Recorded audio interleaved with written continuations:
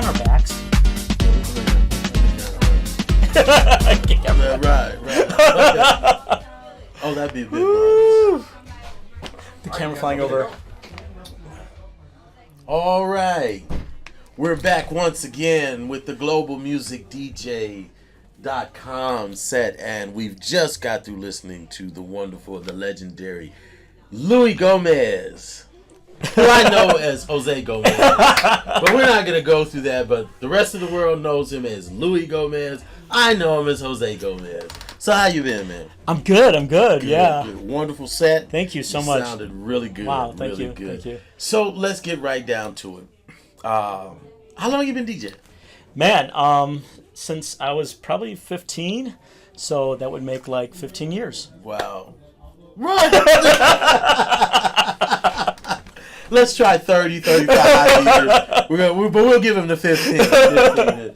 What would you say would be your largest influence to pull you in that direction? Wow. Well, disco. Disco pulled me in that direction. It was weird. I had all the records in high school, so I got asked to play at the high school dances because I had all the dance music, Right. And sometime during my high school years, I ended up meeting you through my friend, who's my next door neighbor, Prince. Yeah. And you and I connected, and that's how I met Laurie Branch and Jean-Pierre and everybody else. So. And just to let the world know, back then we were sneaking out to the warehouse to see Frankie Knuckles. Yeah, sneaking out is not. That's definitely the word. And we were like, I could tell you some stories that me and this guy sneaking out, 15 years old, and we're sneaking out, and if anyone remembered, well, a lot of you guys don't know anything about this, but the warehouse, you would always bring a change of clothes because it was almost like one big fashion show while the whole party was going on. So if you saw someone early that evening, later on that night, they'd have a whole entire different outfit. And I remember we used to pick Louie up, and he would change clothes in the car. Oh my God! So that his parents wouldn't see the crazy shit, the one-legged shit that we would wear going out. It was amazing. Oh my God! Yeah. Wow, you brought that this up. guy, right? I had to bring it up because me and this guy, we met each other. I'm 52 years old now. I've known this man since I was 15 years old, and we have actually grown up in this industry together, separate. But here it is. We come full circle again. Full circle again. Yeah, it's and crazy. We're back together. But I'm going to tell you something about true friends. As long as we've been apart, which was for quite some years, when we got back together, it was like nothing had changed. Pick up, exactly. Almost like on the last sentence we left off like on. Nothing had changed. Like, it was crazy. And here we are again. Just to let you know, and I'm going to let Louie explain it to you, Louie is also a very, very good producer, and he has several records out and is about to start his own label. Would you like to expound on that? Yeah, well, I'm starting a new label called Bassment Tapes Records. It launches this summer. It's me, Jesse Rivera, Melo Blanco, and Tony Smart from Canada. The four of us have come together, being of like minds, and very similar tastes in music, but we also have our own thing that we bring to the table. And we're joining forces to launch this label, underground house music, steering away from commercial, fresher sound. And I'm excited about, our first releases. I played a few test tracks here, out in clubs, and the crowds have, they've eaten it up. Wonderful, I cannot wait for our stuff to come out. I'm going to tell you people, just all the producers and the non-producers out there, there's nothing better in the world for you to play one of your tracks at a party and something that you just finished working on, and the response that you get as if they heard it and they knew it already. Yeah. They just get right into it. It makes you really feel good. It's really funny. One of our first releases is going to be from Melo Blanco under the pseudonym of House Minions, and it's called Work That Ass. I played the song a month ago, and before the end of the song, everybody was chanting the chorus from it. Wonderful. It blew me away. That's wonderful. It blew me away. Wonderful. It was great. Absolutely. Yeah. That reminds me almost of the time when I did my track Mary Mary. I was actually in London to close a licensing deal for Mary Mary, and I happened to be at Southport Weekender. And I kid you not, if you ever seen Southport Weekender, it is about 5,000 people in the crap. most beautiful room you've ever seen. Lights, sound system, phenomenal. I don't know how they got a sound system that big in that room. It was unbelievable. But Charisma was playing, and DJ Charisma dropped Mary Mary. And when I tell you, Oh my God, was the height of Mary Mary. So when the bass line came in, 5,000 people screamed, and I just started crying. I'm gonna lie, I just can't. I start crying. I mean, I was just that overwhelmed that I created something that many people could respond to.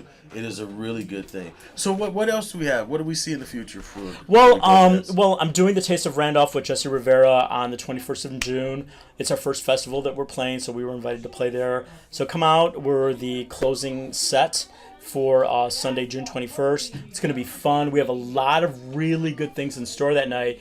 A lot of previews from the label, so please come and join us, as long as some party favorites that we'll play. But it's going to be fun, and we're really honored to be on the roster of all these people that are playing those 3 days. Now, I did see the advertising for that. Yeah. It looked really good. Yeah, there's I was really good really set. shocked. I was like, you know what? You're really shocked. I mean, not really shocked. You know what I mean. I know. I was just shocked. Oh my You God. know? Got him? No, wrong choice of words. No, I love was it. I love excited. When I saw it, I was really excited. I saw you and Jesse on it, and I was like, wow, that's really cool, because I had just got through playing the Legacy Party. Oh my God, you were phenomenal. We wanted so much more. We wanted so much more. My set tonight really was in honor of the whole House Music Legacy thing. I just felt like this should be House Music Legacy Week. That would be interesting. That's the way I played tonight, was to kind of continue on that.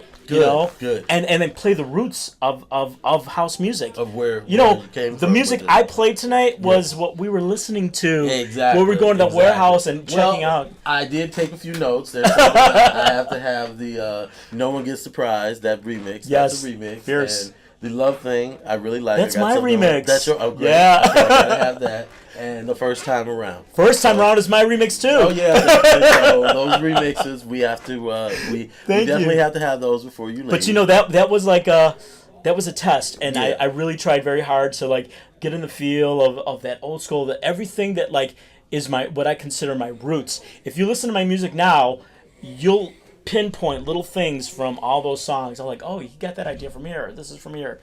That's what I do. I pull from all of my roots. So let's take it. Speaking of roots, let's take it back a little bit further. A lot of people don't know this, and a lot of people do. Louie Gomez, who was back then Jose Gomez, was the first person to introduce Jamie Principle to Frankie Knuckles and myself.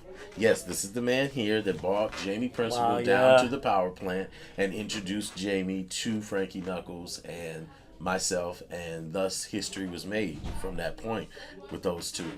Yeah, I mean, Jamie and I were friends for. Wow, none of us knew that. Jamie and I were friends. That was Georgie Portia. Jamie and I were friends for like a year and a half, and I'd been listening to the music he was playing in his bedroom. He was creating the stuff on a Korg Monopoly and a little Roland 707, I think. Mm-hmm. I love the stuff. It was very heavily influenced by alternative dance music, like the Davey Bowie stuff of that era. But when he played Your Love, I'm like, this, with a remix, could be played at the warehouse. It was really hard to convince him to even think about coming down to the warehouse or consider doing that. But out of the blue, Jamie called me up one day and said, can you come down to the studio tonight and do a remix to Your Love? I'm like, okay, even though I had no idea what the hell I was going to be doing. Mm-hmm. And I smoked a joint in the car on the way up there. But go ahead. And got there, and I was really freaking high. And all I did was extend my favorite parts, add a bunch of effects, and we threw it on reel-to-reel. And that reel-to-reel is what I took to Frankie Knuckles at Imports Etc. We were in the same record pool, and I waited for Frankie on a Tuesday afternoon. I knew he was going to be there about 4:30, 5 o'clock, and I handed him this reel, and I said, will you listen to this and tell me what you think? And then the very next week, I waited for him again because I wanted that feedback, and he's like, I want to talk to you. He's like, and can I meet that guy who did the vocals on this? I'm like, well, okay.